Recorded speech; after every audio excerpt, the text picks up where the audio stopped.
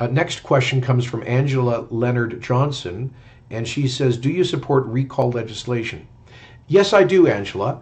I personally do, although it will be up to the members of the new party as to whether it becomes a policy of the United Conservatives.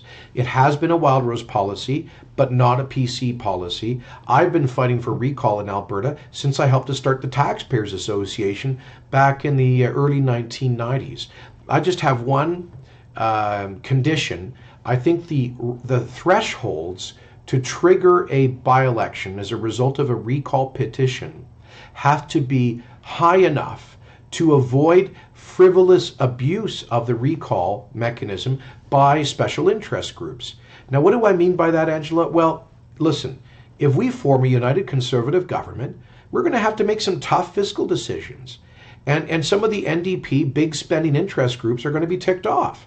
And if we have a recall law in place, I can see them immediately trying to disrupt the government and prevent us from implementing our election platform by recalling the finance minister, the premier, or MLAs.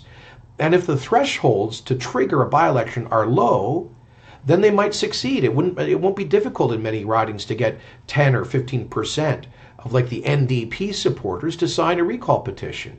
So my view, Angela, is that yes to recall as a mechanism for ultimate accountability for the voters, especially if MLAs do something that's just crazy wrong ethically or otherwise. They clearly break their promises. Let's take, for example, my friend Ms. Jansen. She's the MLA from Calgary Northwest. She was elected 2 years ago as a Conservative, and then 6 months ago crossed the floor to the Socialist NDP, which typically only gets about 5% of the vote in that constituency.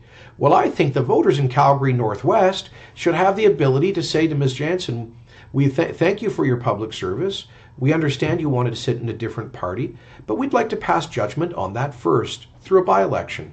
So I would be all for that, but I think the thresholds have to be high enough to protect against frivolous abuse. And by the way, in British Columbia, they do have they've had a recall law in place for years with a high threshold, and it seems to work pretty well.